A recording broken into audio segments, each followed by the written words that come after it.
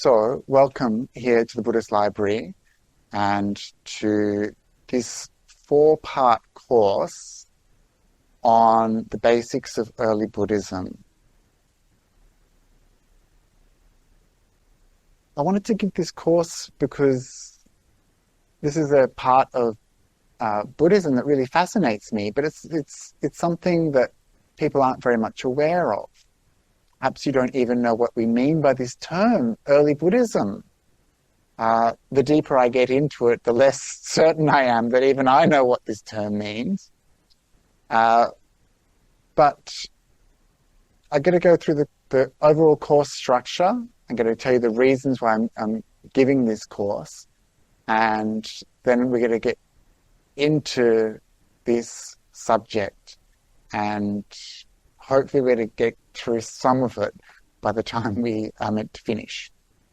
So this session, the first session, is falling in love with the Buddhist texts. And this is just really a bit of fakery. It's the Valentine's Day is coming up. They wanted something to do with Valentine's Day. It's like, well, I love the early Buddhist texts, so should you.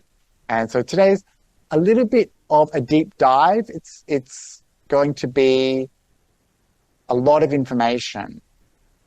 And for some of you, it's going to be quite confusing. There's a lot of different levels in this room of understanding of this topic. So if you're not completely sure what's going on, don't worry. Over the next few weeks, we'll be looking at it probably in a little bit more of a friendly way and in a more particular way. So next week, for example, we'll be looking at imagery in the early Buddhist texts. So you'll find out shortly that the texts were transmitted orally at first. So imagery was obviously an important part of how these things were transmitted. The next week, it's meeting the characters, the cast of these texts. And in the last week, we're going to be looking at meditation subjects, how the Buddha taught meditation, how the very early Buddhist texts treat meditation. You might be surprised that it could be very different to the way we look at meditation today.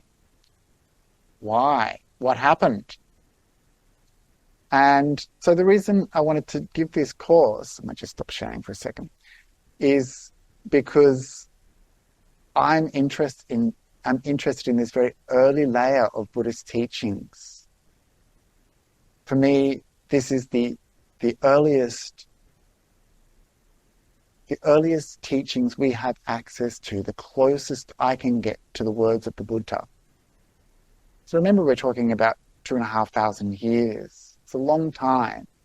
Quite a lot has happened in between the Buddha being here on earth and us sitting here in this place. Quite a lot has happened. What has happened to the teachings in that time? So I wanted to increase our understanding of these early Buddhist texts and our knowledge of them. I want to provide tools to you that help make these texts more accessible. You can see here, right, there's all of these books here. It's almost impenetrable, right? And people, when they say, oh, early Buddhist texts, suttas, where do I start? And I can appreciate the confusion because it is quite a lot of stuff and it's a bit overwhelming. We need access points. I put together some resources for you and I'll share methods that we can use to access these texts in ways that are a little bit friendly rather than really full on. And I want to help inspire you in the same way that I was inspired and many other people like me have been inspired by these texts for centuries, for millennia. And I want you to get the same confidence and inspiration out of these texts that I have in the past. So that's why I'm doing this course. It's a 4-week course and you don't have to come to all of it. So if you miss one, it's okay, just come the next week. Okay? So it's the individual evenings where we're looking at particular topics. The fact that you're here tonight will give you some access, and if you can't make it next week, it's okay. If you can make it the week after that, I'd love to see you. So don't feel like if you miss one, you have to finish up completely. So the main reason for me doing this course is this question I have for you. How do you know what the Buddha taught? And a provocation for you, where does your knowledge of the Buddha's teachings come from? Where does your knowledge of the Buddha's teachings come from? Does anyone want to answer? From school. You grew up in Indonesia, you learned at school. Who taught you? Can they be trusted?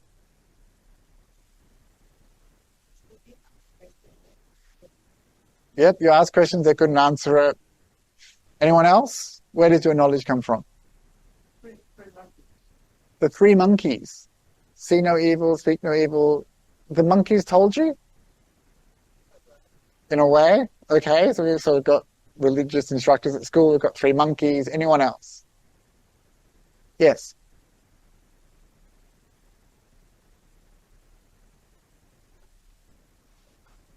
Yeah. Right. Okay, so yeah, you had some sort of vague understanding that Buddhism talks about suffering, right? Anyone else? From the Dhammapada. So you actually read a text. Yeah, you'd be in the minority here, I imagine, right? For most of us, our understanding of Buddhism comes from things like popular culture, comes from our teachers. Where did they get their knowledge from? Hopefully from their teachers. And you can see what I'm driving at here, right? I'm a suspicious person. I'm a cynical person. I want to know that the information that I got taught is correct. Wouldn't you? I mean, you're giving yourself this label, I'm a spiritual person, I'm a Buddhist. Shouldn't you know the teachings of the Buddha? So this is a provocation that I'm offering you. How do you know what you know? Where does your knowledge of the Buddha's teachings come from? And the reason this question is important is because how are you sure that the teachings that you've heard will lead to nibbana, the ending of suffering? I mean, what if they got it wrong? What then? Where will you end up? It's like that image of the blind leading the blind, perhaps. Someone taking a wrong path. So wouldn't you want to be sure that you've got the right stuff, the right information, the right knowledge? So, for example, I'm going to share screen again. So I've got to come in and out of sharing because it's the modern age.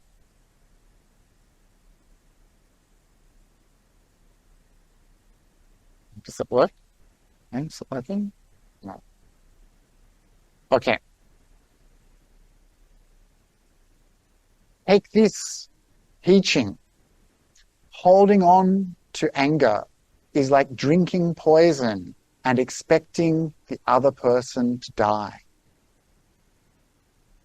A wonderful gem of the Buddha's wisdom, because you see it in all of the Facebooks, all of the Buddhist forums. You see this everywhere, right? But I'm afraid to tell you, it's fake. Fake news. This is not a quote from the Buddha at all. What about this one? Suffering is not holding you. You are holding suffering. Sounds a bit Buddhist-y, doesn't it? But is it? How can you be sure? No. Fake. Fake quote. Judge nothing. you'll be happy. Forgive everything, you'll be happier. Love everything, you will be happiest. Already you're on to me. This, of course, sounds very less Buddhist-y than the other ones. And of course, it's a fake quote. So the reason I'm sharing that is because this is one of the things that as a teacher I come up a lot, people who think they understand something about Buddhism have heard something or read something, people who put themselves into positions where they kind of mimic or espouse things that they've read somewhere in the dark corners of the internet that feels vaguely Buddhist, but isn't. And so for us as people who are interested in learning about the spiritual path, if we're not paying attention, it's actually very easy for us to be deceived. And so it's necessary to know just what is the teachings. There's a great website called fakebuddhistquotes.com, and I urge you to check it out. It's great. It's run by a gentleman named Bhante Akāliko, and he spends his time collecting memes and internet quotes and putting them to the test. And you'll be surprised just how many things are completely fake. And of course, we need that kind of rigor. Someone needs to do that rigor for us if we can't do it ourselves. There needs to be some sort of filter. And if you think about our spiritual tradition, of course, for many years, this kind of stuff was the only way you could find out. And it wasn't available in English. It was only available in Pary, an ancient language. So you had no option for so long to check the veracity of the things that you heard. You had to rely upon your teacher. And hopefully your teacher had been instructed properly. But things have changed now. There's democratization at play, which is great. It means that everyone can access the teachings, but it means that we need to be careful about just accepting what we see online. And so I wanted to do a quick knowledge check-in with you. Who knows what I'm even talking about when I say things like early Buddhist texts? Does anyone know? What do I mean? Yes.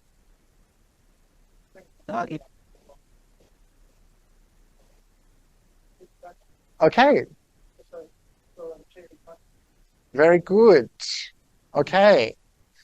What about a sutta? Does anyone here know what a sutta is? Yeah? Can you tell us? Well, the sutta is in the Pitaka, yes. What about Yes. What is a sutta?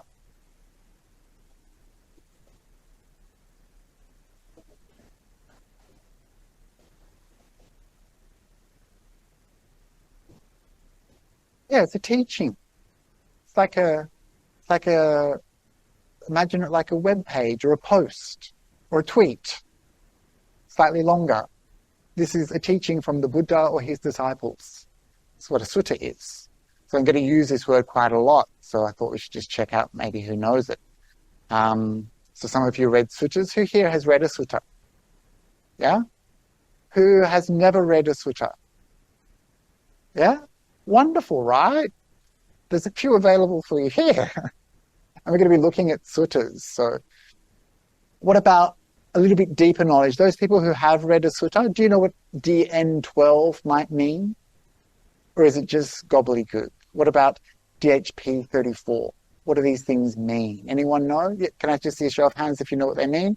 1, 2, 2, 2, 3, 3.5 people understand what these strange alphanumeric characters mean.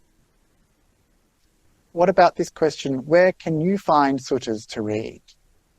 Where would you go? If you wanted to read a sutta, you've heard that suttas are teachings of the Buddha. You're like, well, that sounds interesting. That sounds good. Where would you go to find one?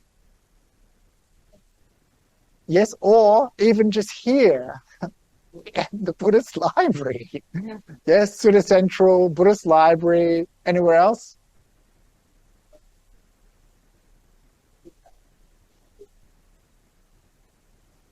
Yes. So from a book, great. Yeah. So this is kind of stuff we're going to be exploring. That's right.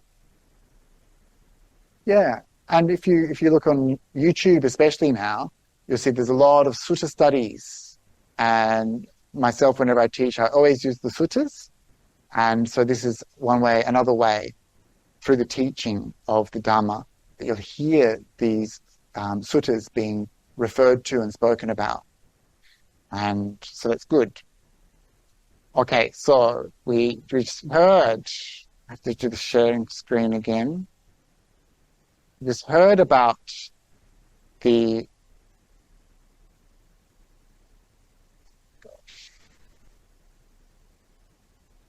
Tipitaka, or Tripitaka, as it's called in Sanskrit. And of course, here we have my first encounter with Buddhism as a youth, as a 6, 7, 8-year-old boy, and growing up in the suburbs of Sydney. This was my first exposure to Buddhism. And looking back, I have to think it's pretty whack. You know, I remember a friend of mine, an artist, Sean Gladwell, he made a video about his confused feelings towards this monk. He was actually a female actress playing this monk, and if you can remember, it was also a female Buddha playing the Buddha in the series as well. The television series, Chinese language, made in Japan, dubbed in English by, what's her name? She was in Ab Fab. Joanna Lumley voiced one of the characters. You know, this was one of my first exposures to Buddhism. And this monk's name is Tripitaka. And Tripitaka, or Tipitaka, is the 3 baskets. Ti means 3. Pitaka means a container, a basket. And we have, these are the basic early Buddhist texts. 3 baskets. The Vinaya Pitaka, which is the monks' rules and nuns' rules. The Vinaya Pitaka. Vinaya means like restraint. So this is the code of conduct for monks and nuns. And you can see those books here at the end. There's several volumes there. It has things like the Patimokkha, the analysis of the monks' rules, and things like that. And then the next collection we have is the Sutta Pitaka. This is the teachings, the doctrine, and the stories of the early Buddhist texts. And there's that main collection here. So these books here on their side and these books here standing up, they're all from the Sutta Pitaka. It's quite a lot, right? It's not a small amount. It's not like the Christian Bible or the Quran. There's a lot of letters there. And then the last collection is the Abhidhamma Pitaka. Whether this is an early Buddhist text is a very fraught topic. There's some fundamentalists who will say that this is the same layer of history as these other 2 bodies, and other people who will say this is much later, an invention. And so these together are the 3 baskets. Of course, in the 2,500 years since the Buddha, the literature grew and grew. And so we have what we call the commentaries.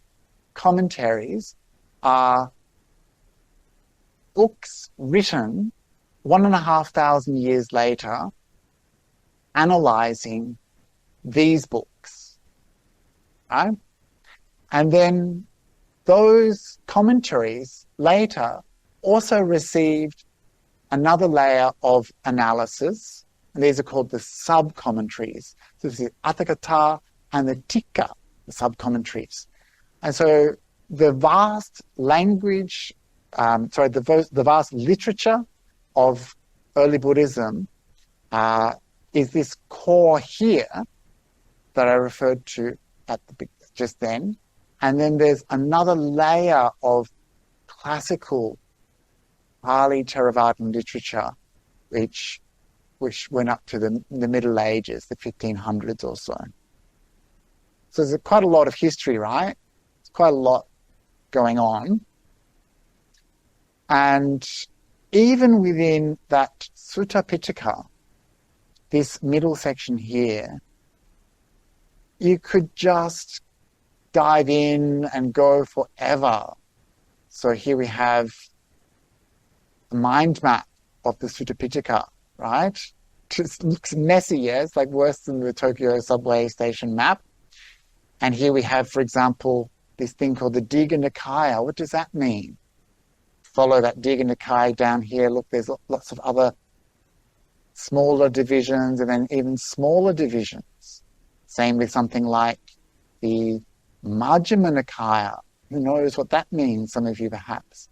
Let me see here. Oh, look, there's lots of smaller divisions, even smaller divisions, and even smaller divisions. So we're coming down here to a group of texts, and then the divisions of that text, and then even more divisions and individual suttas. So that's quite a lot to take in, right? Which is why so many people never get to access, because it's actually quite confusing. And so just thinking back now to the time of the Buddha, when we didn't have any of this stuff. Sitting in the forest glade, maybe you heard a teaching from the Buddha. You had to remember it, right? You couldn't just look it up on your phone. You couldn't just open a book. You had to remember it.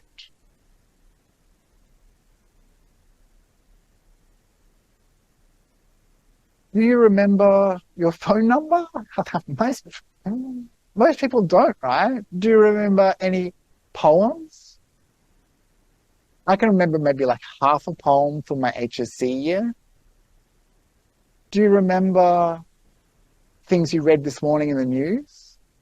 What kind of recall do you think you've got?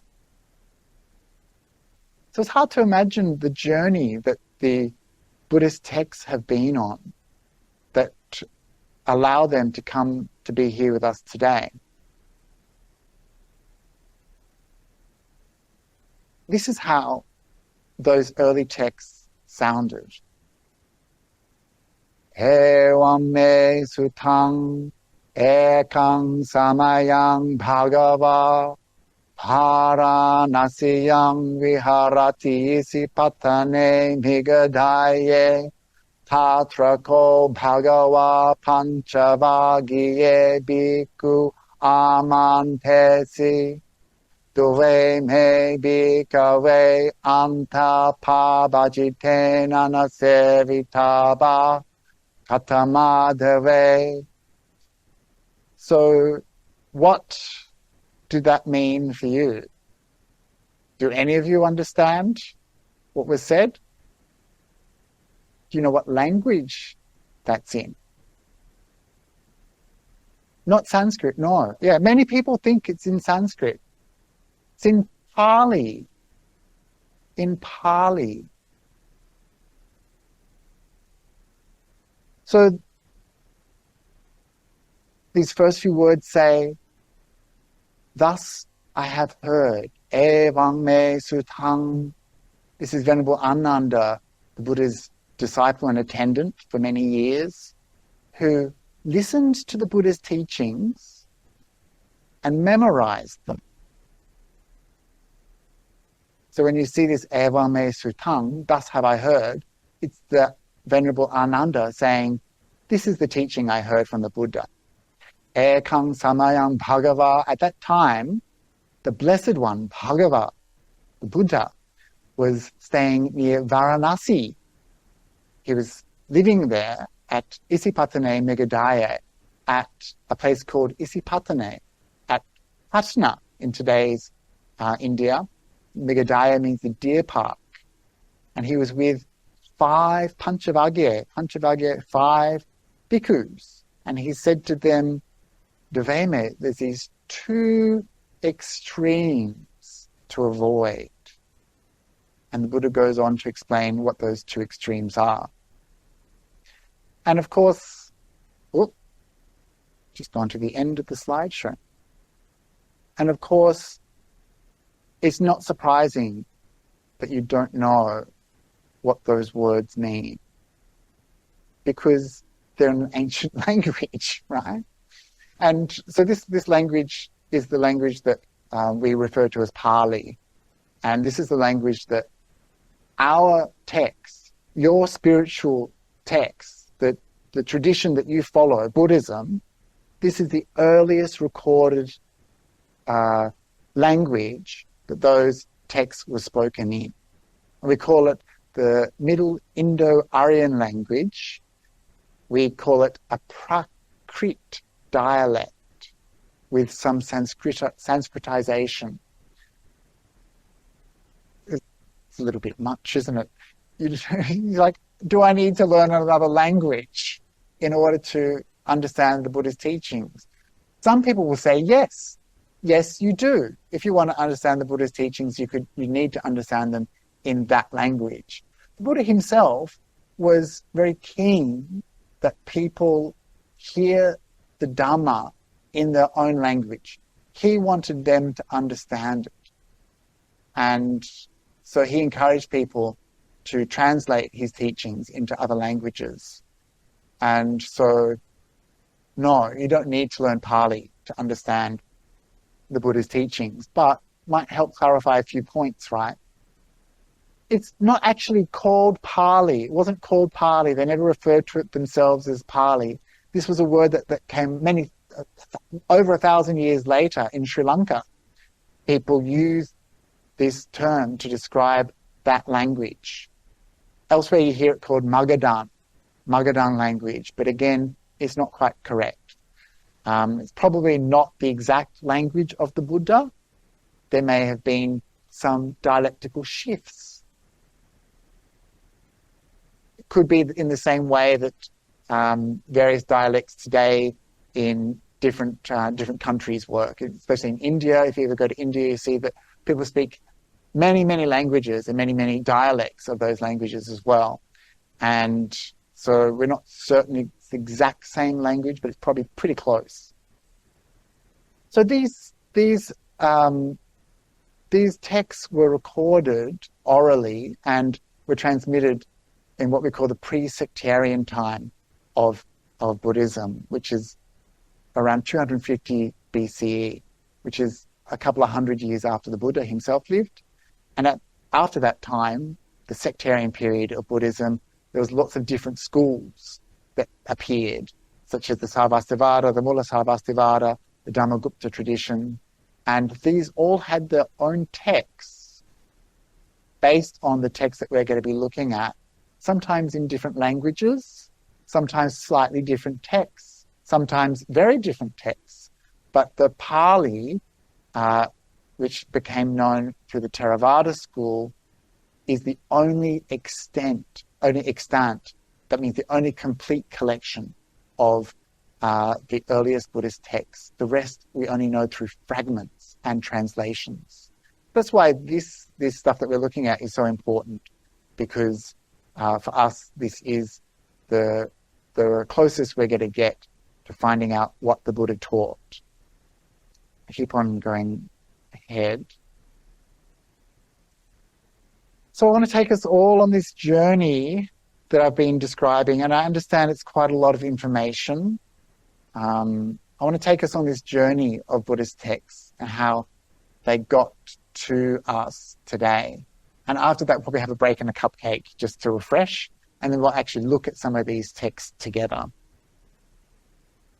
So it has been a bit of a journey, but we're going to have to shorten it because time is already running out. And this journey has taken 2,500 years. At that time, the Buddha would speak. He would give a teaching. People would remember it.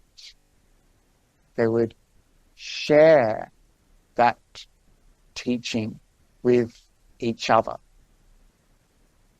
They would make sure that people understood it correctly. They would rehearse it together. They would chant it together. And if there was any discrepancies, they would resolve it by either going to the Buddha or going to a disciple who knew, and they would get the answer right. They would understand the text. And this system doesn't sound very safe or thorough, does it? It's kind of we're very suspicious, We think of the written text as being the authoritative form of text, but actually oral culture was incredibly rigorous. And we know this even today. The Vedas are still chanted in India and around the world in exactly the same form as how they were chanted thousands of years ago. And when you see the way that they teach the memorization of the Vedas, it's very thorough. And this includes using the body and using different tones to lock the meaning, and also things like chanting the text in a way that you go forward and back and you lock in the meaning. You say the same word several times. We're not sure how the Buddhists remembered their texts, but we know that these texts were recited for at least 3 or more hundred years after the Buddha.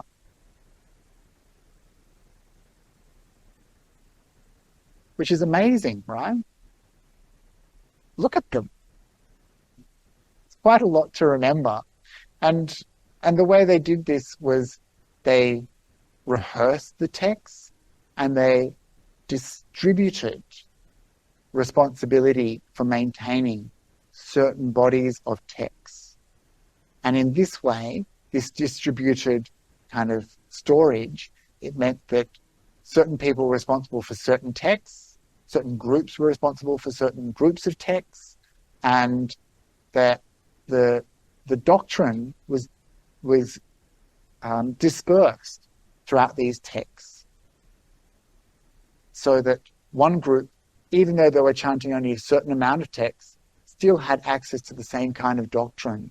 And we see this throughout the way these Buddhist texts were kept. We see that certain parts of the collection, we have repetition, we have borrowing from other parts of the collection. And so that there's this kind of lossless.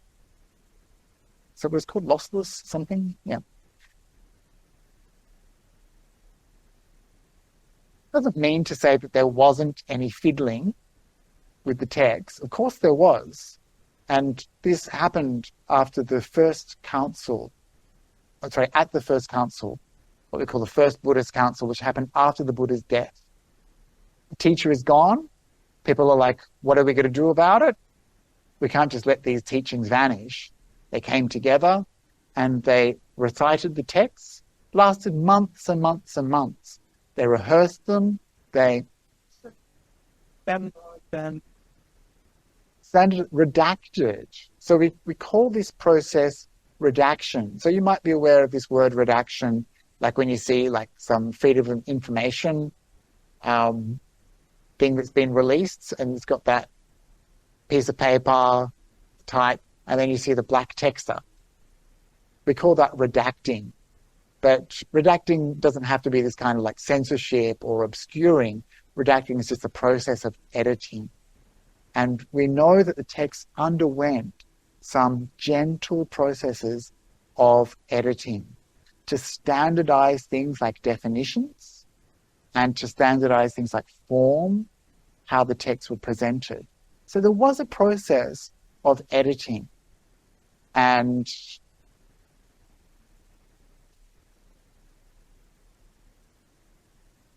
that's distressing on one level, because you're kind of I thought this was the word of the Buddha, the one authentic, true thing that I could rely upon in this horrible world. I thought that I could trust that this was the definite word of the Buddha. And as someone said to me today, as soon as these words left the Buddha's lips, things are impermanent, like, things change, right? And so it may not be the exact 100%, but it's going to be pretty close. And the process of editing that happened was only to standardize, to refine, to solidify. And so there was definitely a process. It made it probably easier to remember. So, for example, the sutta that I just chanted before, the Dhammacakkappavattana Sutta, contains things like the definition of suffering. Jati dukkha, jarapi dukkha, vyadhi dukkha. So it has the same definition of suffering in that sutta.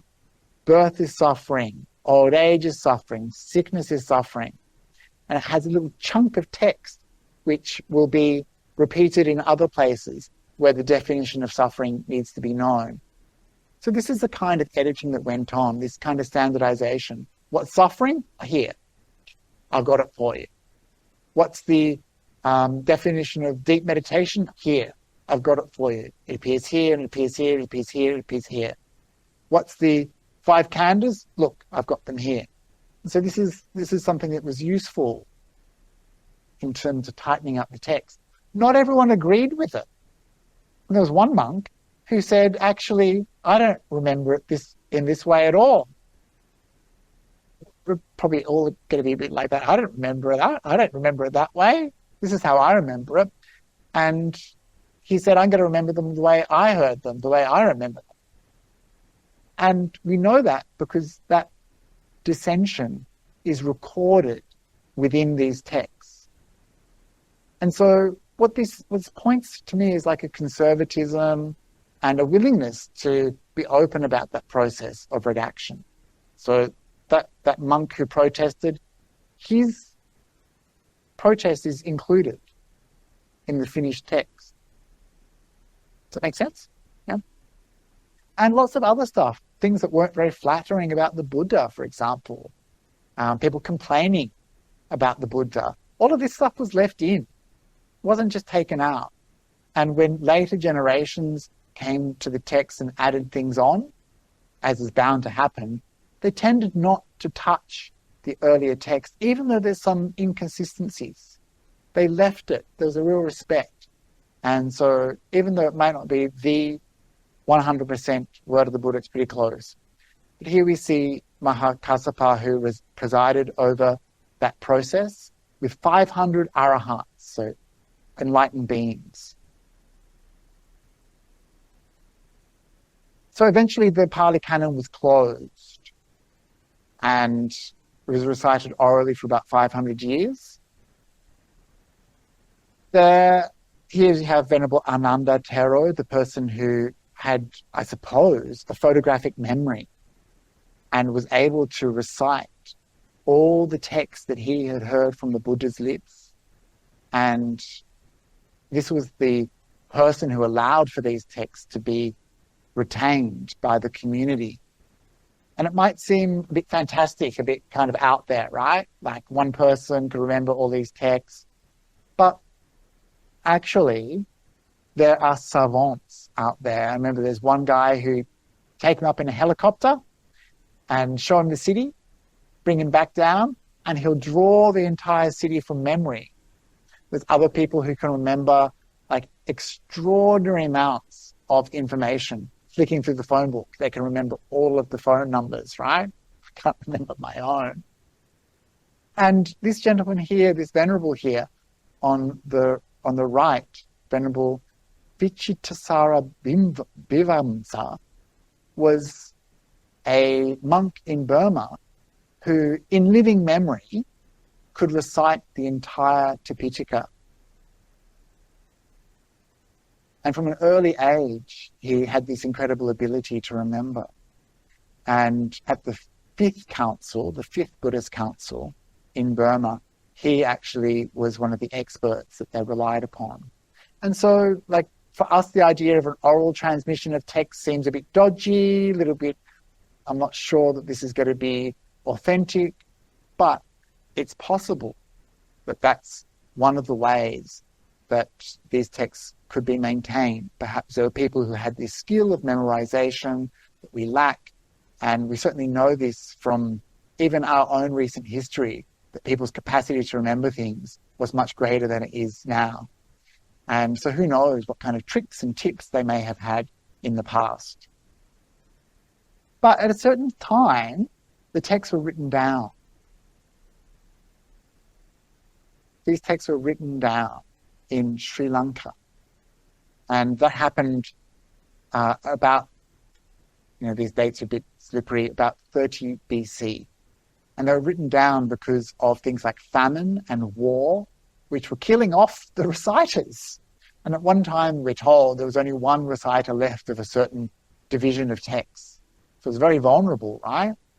Very vulnerable, this oral tradition, if things get bad.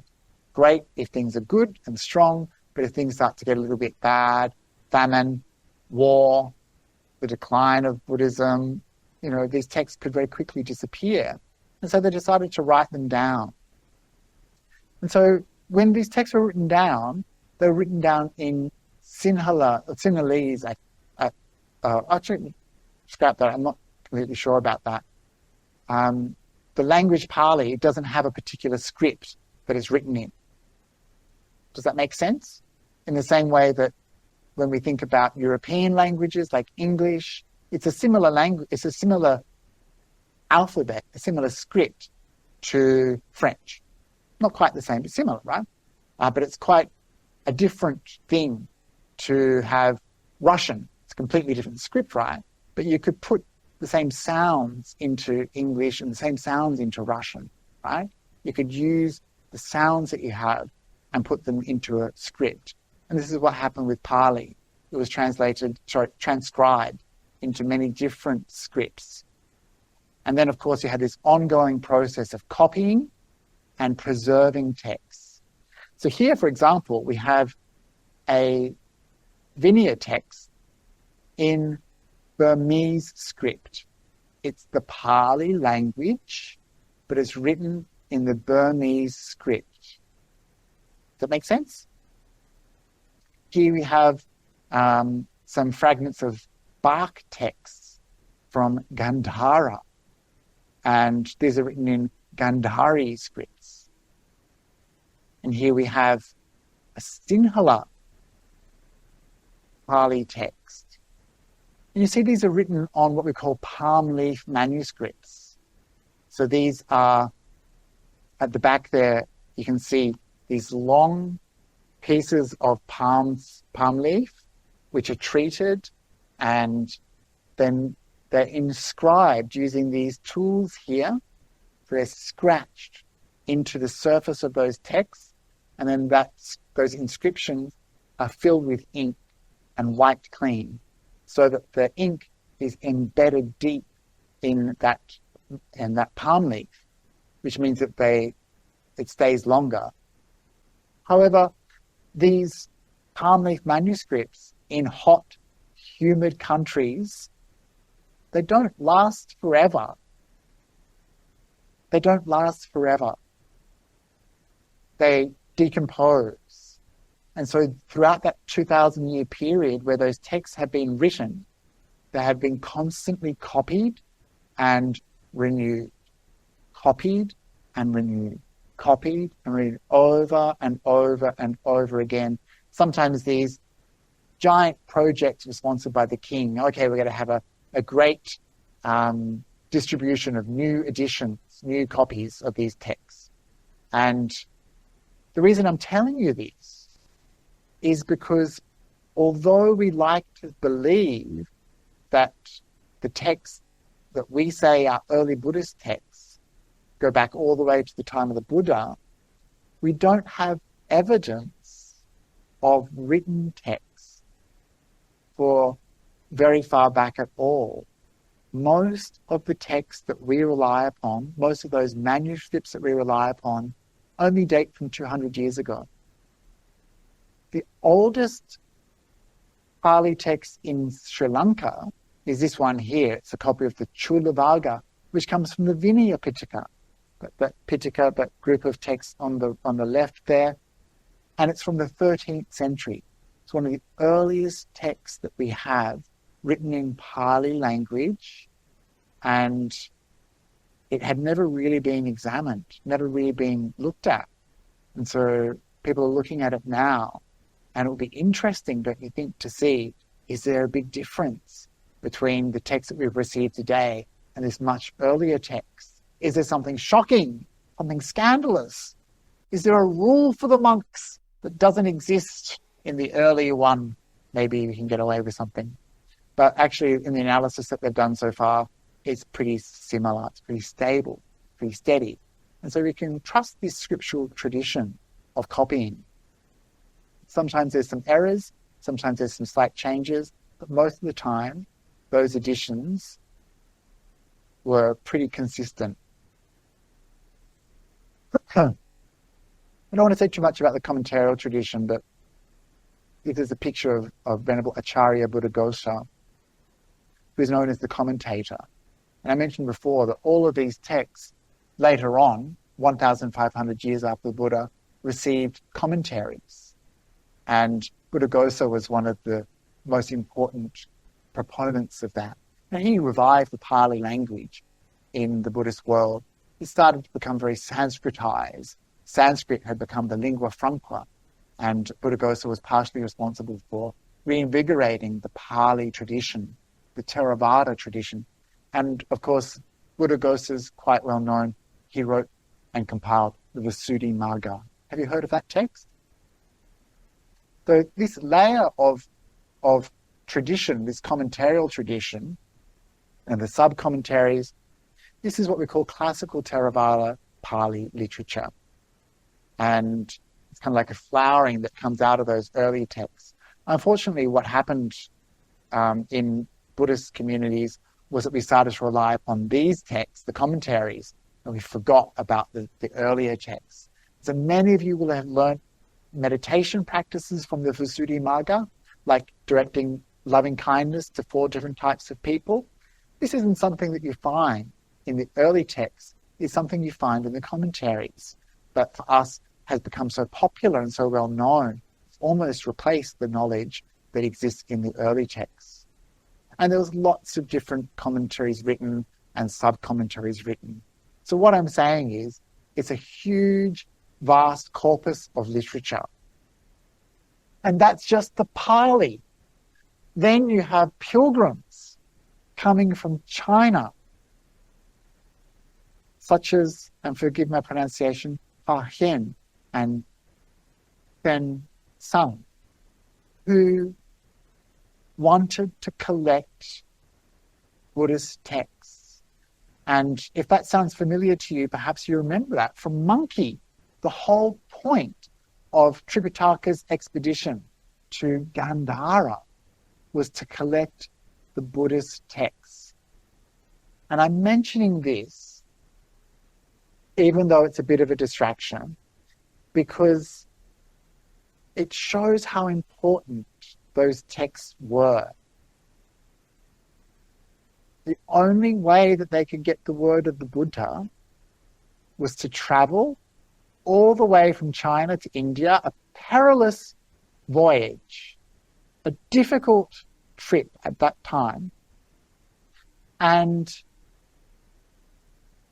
I think they say in some of their commentaries, in some of the records of their travels, our only guides were the corpses of the pilgrims who went before us, littering the path. This was an extreme journey that they went on to collect these texts. And the texts that they collected were Sanskrit texts. Those texts were based on earlier texts from the Pali language and other languages. So those Sanskrit texts were collected and taken all the way back to China and retained, translated into Chinese language. And so these early texts were written into Sanskrit, taken back to China, translated into Chinese, and became part of the Mahayana collection of literature. A small part of this gigantic flowering of Buddhist literature that happened with the Mahayana tradition and later the Vajrayana tradition. These texts that were translated from the Pali into Sanskrit and then to Chinese are known as the Agamas, and they form another component of early Buddhist texts. There's some similarities and some changes between this body of literature and the body of literature that came down to us to the Chinese tradition, but they're pretty similar. There's only a few discrepancies. So what I'm saying is there's a lot of stuff. And then we get to, thank you for sticking with me, it's quite a lot of information. Then we get to the modern period.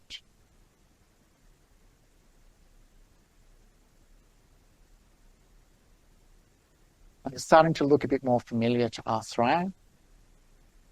These texts here, these books, these hardbound books, these are known as the Pali Text Society editions. And the Pali Text Society was founded in the 1880s by Thomas Rhys Davies. And what they did was they went around and they collected manuscripts, all the manuscripts they could get their hands on from various temples around Asia, in Sri Lanka, in Thailand, in Myanmar, in Laos, and all the places they could get their texts. They grabbed as many texts they could and they studied them. They transcribed them from whatever language they were in into Romanized language. So it's the language that our alphabet is in today. Oops, come again. And they produced these written editions, printed these editions, which was an extraordinary thing when you think about it.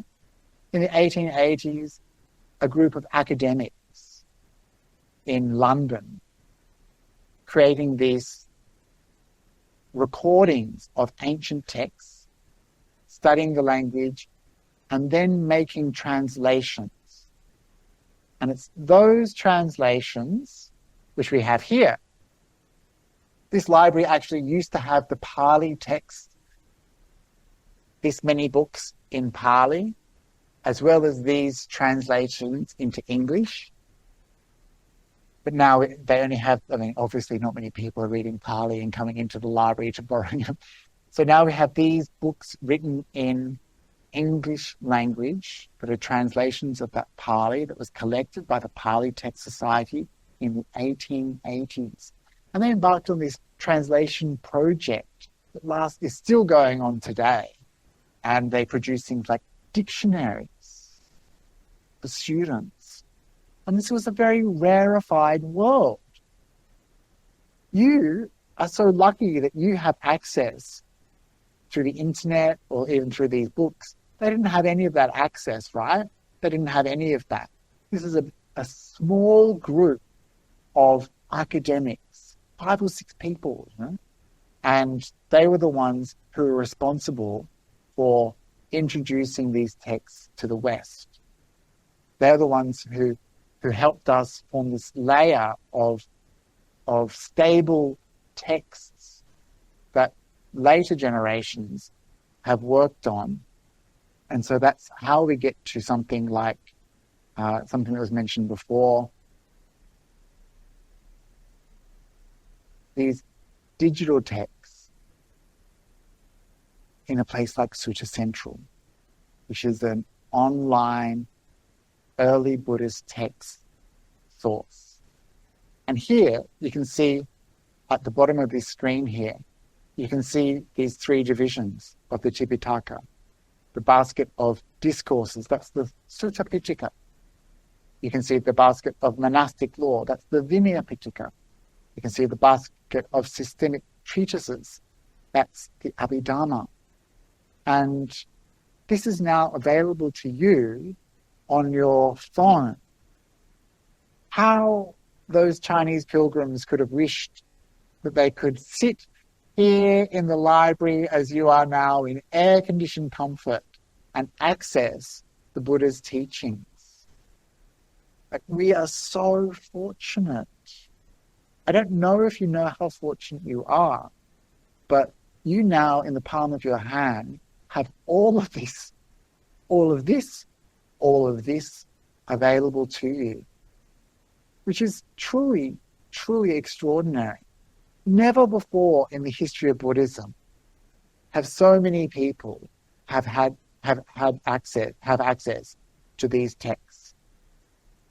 But how many of you have read them? Very few, right? You have much more opportunity than most of the people throughout Buddhist history to get to know these teachings and to make the most of them.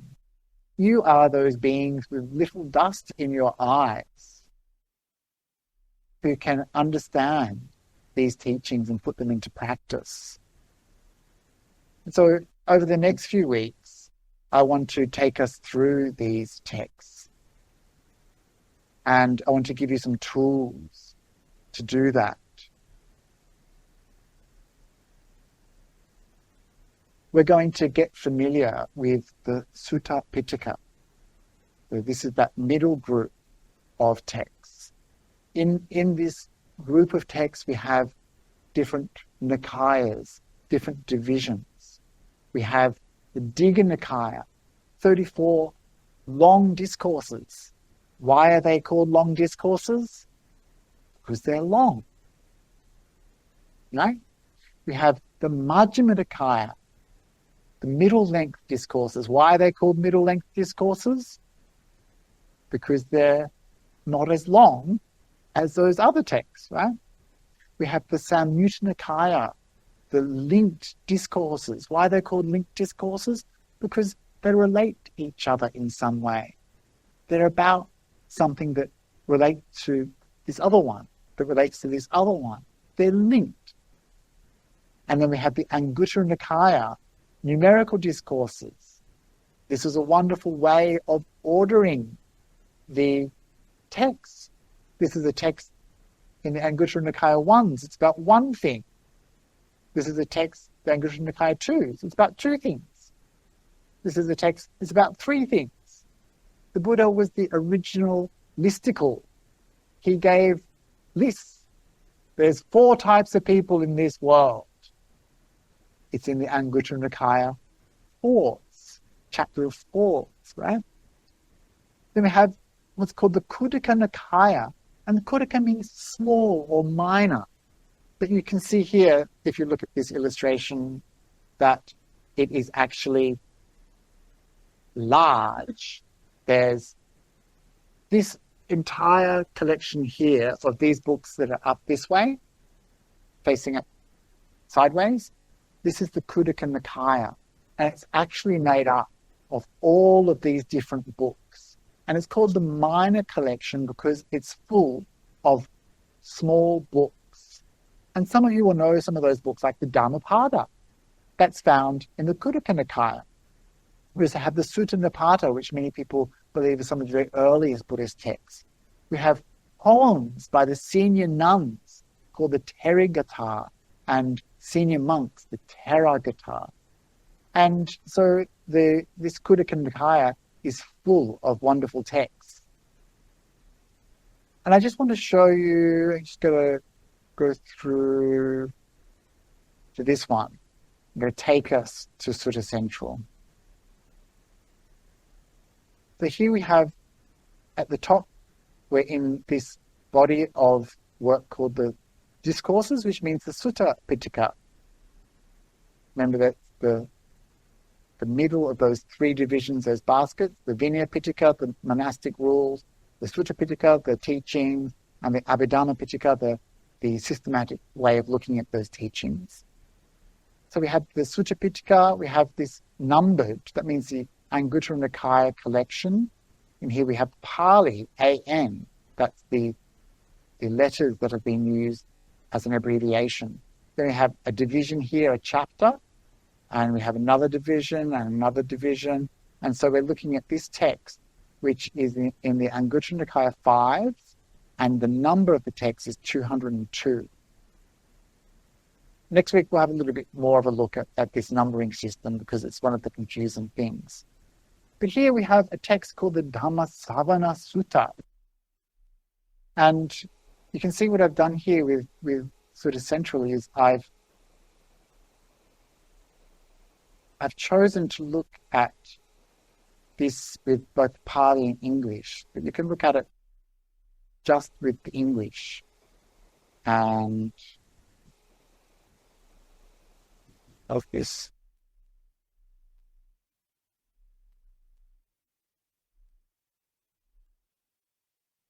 And so this is an example of one of those texts you find in the Anguttara Nikaya 5. Mendicants, that means monks and nuns. There are these 5 benefits of listening to the teaching. What 5? You learn new things. That's the first benefit. You learn new things. So if you had never heard this sutta before, it's new, right? There you go. See, it's one of the benefits of listening to the teachings. You've learnt something new. It's a benefit that you hear a new teaching, right? Second is you clarify what you learned. So if you'd heard this teaching before, you think, oh, what was the second benefit again? Here you go, is to clarify what you've heard before. You get over uncertainty. That means you remove doubt. If you had heard this teaching, you weren't quite sure what the third one was. Hearing it again, that's right, it removes doubt. You get over uncertainty. Fourth, you correct your views. And the fifth, you inspire confidence in your mind. These are the 5 benefits of listening to the Dharma. And so these 5 benefits are the kinds of things that I'm hoping you'll get from listening to this information about the suttas that will give you some access deeper into the collection of texts themselves, so that this kind of knowledge is available to you. What are the 5 benefits of listening to the Dhamma? Firstly, no one remembered them, right? You all had to look, right? Secondly, clarify. Yes, you're very good. I left it up there especially so you could. So you see how hard it would have been, right, to remember these things, and why we're so fortunate. So do make the most of it. Next week I'll maybe go over some of these numbers, which are a bit of a stumbling block for a lot of people, because those wonderful academics slaving away over their fountain pens in London in the 1880s developed their own very idiosyncratic way of numbering the suttas, which is great if you happen to have a Pali edition of their texts available to you. But if you don't, it's kind of a bit weird. And there's some new versions which make it easier for us to access the text. And I just want to share with you why I love the Buddha's teachings and why I hope you will love them too. They are endlessly fascinating. In this collection of texts, there is so much stuff, so much teaching, so much history, so many wacky people, so many beautiful concepts, such gorgeous imagery. These things, if you can access them, are just amazing. They really are just amazing things. And we have access to them. Crazy. It really is the closest thing you got to get to the Buddha talking. And I think that is important because we need to trust our teachers. We need to have confidence.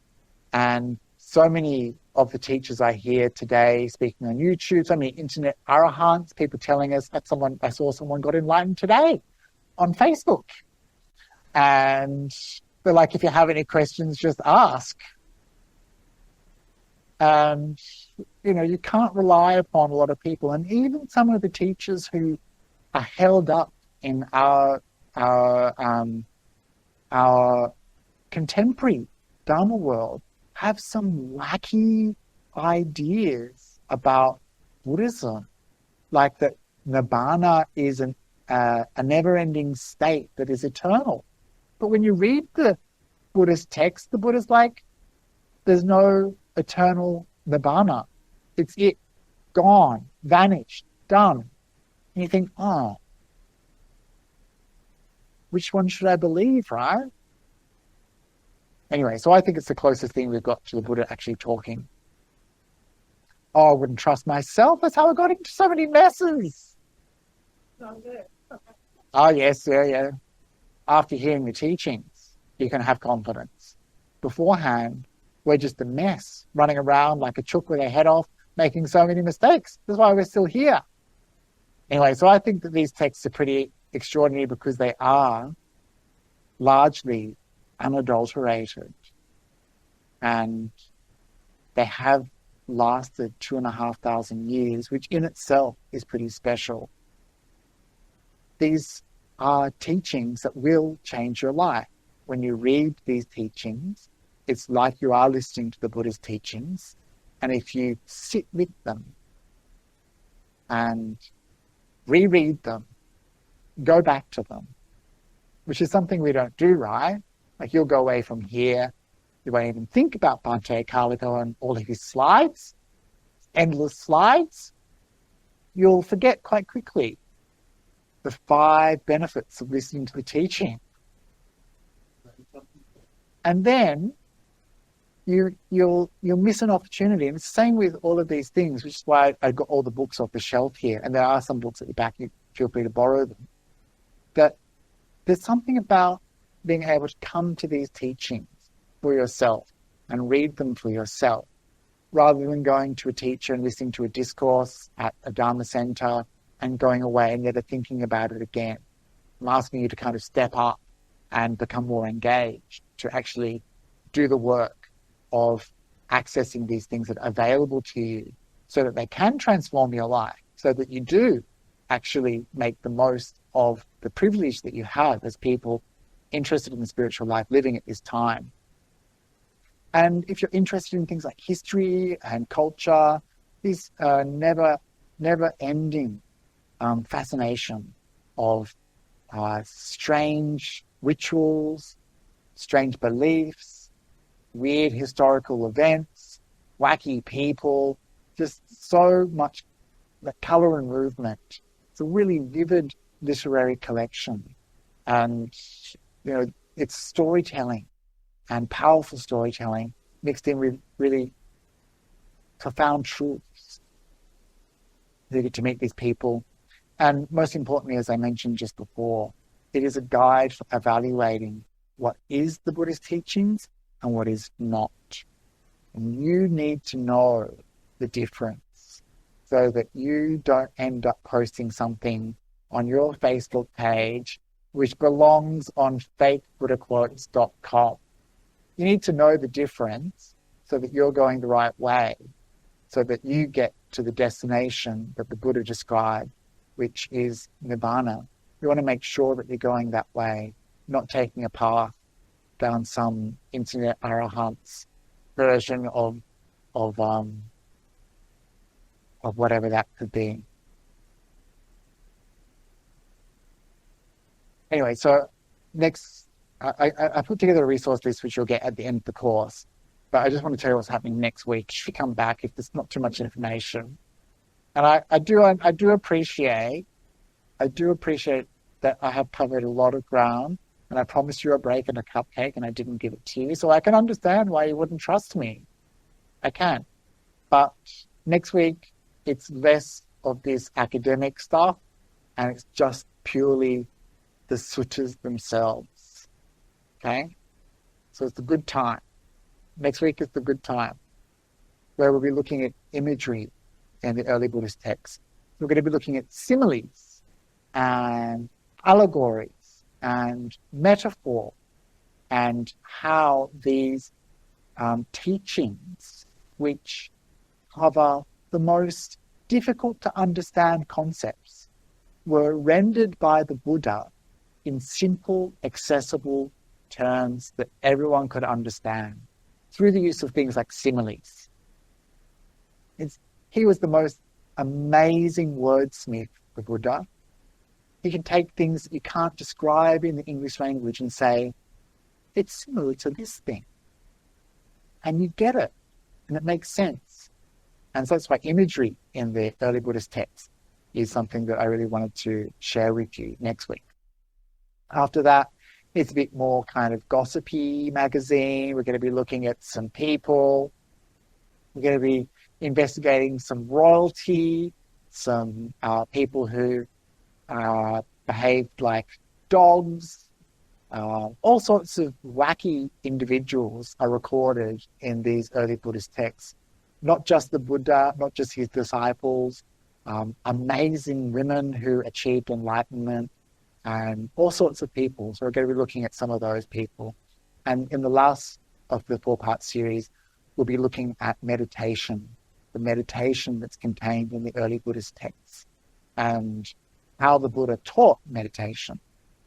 And again, I just mentioned that it's quite radically different to a lot of the teachings on meditation that we hear today. So I'm going to leave it there because we are actually out of time anyway. I want to thank you for listening and for your patience with a rather heavy topic. And I have only scratched the surface. Each of those very small points that I made could be like a whole lecture for a week. Like the authenticity of the Abhidharma, for example, or why these texts were divided as they were. This ordering system invented by the ancients. Why did they do that? And in the resource list, I'll give you something that will help you to access that kind of stuff for yourself. So I hope to see you next week. If not, I'll just be here having a wonderful time with these texts. And if we have maybe a few moments or any questions, if that's okay, before we wrap up. Okay.